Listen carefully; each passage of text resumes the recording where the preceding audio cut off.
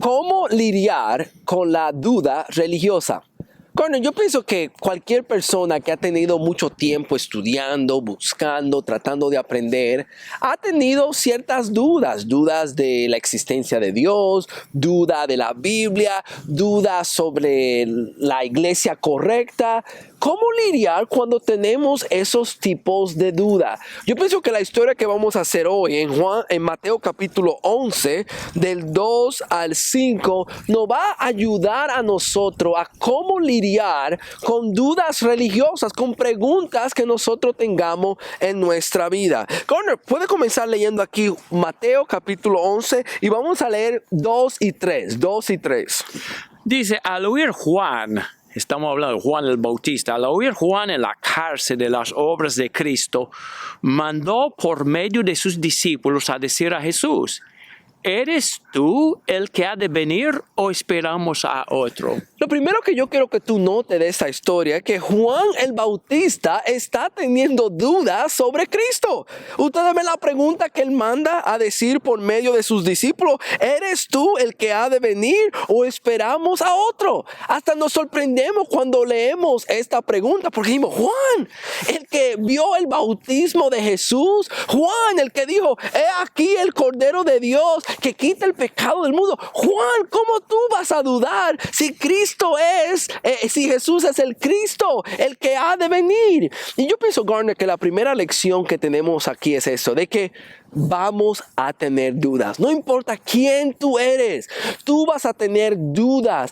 Es más, yo pienso, Garner, que a veces la duda se ve más en la persona que está buscando diligentemente, está estudiando, que la persona que es perezoso espiritualmente. ¿Sabe quién no tiene duda? El perezoso, el que no lee la Biblia, el que no está buscando la verdad. Ese es conforme con cualquier cosa. Pero la persona que está tratando de luchar con la Biblia, con los conceptos bíblicos, esa persona a veces va a tener duda.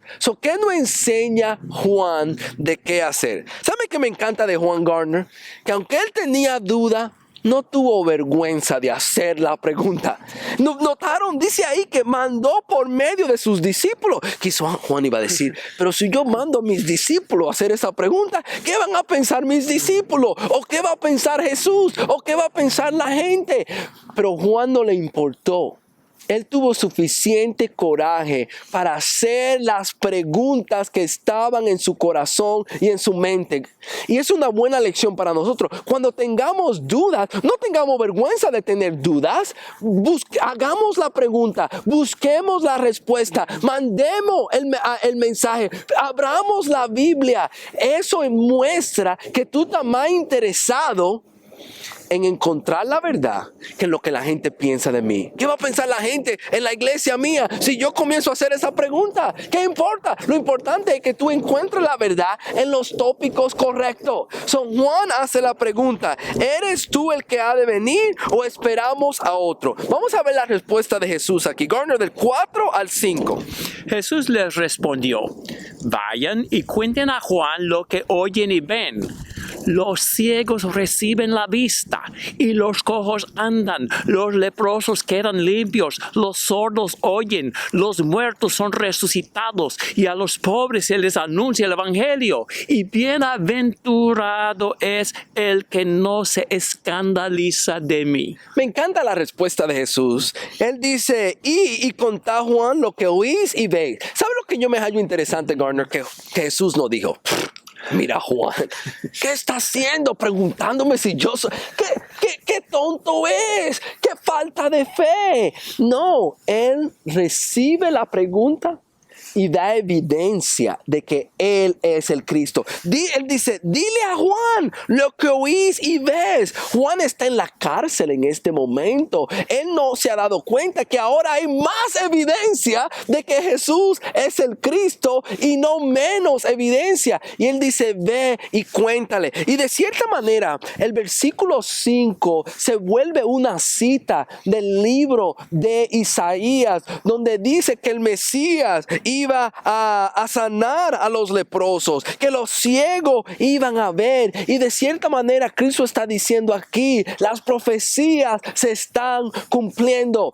¿Qué tenemos que hacer cuando nosotros tengamos duda espiritual? Primeramente, Dios va a ser paciente con nosotros, pero segundo, tenemos que ir a las Escrituras. Con algo que yo he visto hoy en día, que cuando tenemos dudas, en vez de ir a la palabra de Dios, nos obsesionamos y comenzamos a ir a YouTube, comenzamos a ir a enfocarnos en un libro y lo que tenemos que hacer es regresar a las Escrituras, porque las Escrituras tienen el poder de aclararnos a nosotros las dudas. Y yo lo creo de esta manera. No es que no necesitamos ayuda, claro que necesitamos ayuda para entender mejor las Escrituras, pero la persona que busca va a encontrar.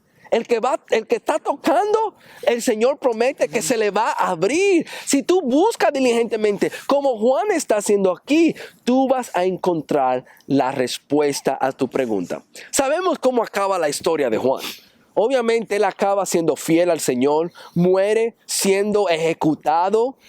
Aunque él tuvo duda, buscó la respuesta en Dios, en su palabra, y murió fielmente. Y cuando tengamos dudas, no tiremos la toalla, regresemos a Dios, a su palabra, y Dios promete que por medio de su palabra, Él nos va a dar la respuesta a las preguntas que nosotros tengamos. No nos avergoncemos de nuestras dudas, sino sigamos buscando.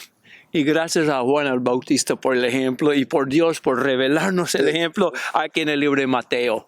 Roger, la medicina para las dudas viene de la palabra de Dios. Amén. Nosotros damos estudios bíblicos para ayudar a todos, para ayudarnos a nosotros mismos. Sí. En el Zoom damos los estudios.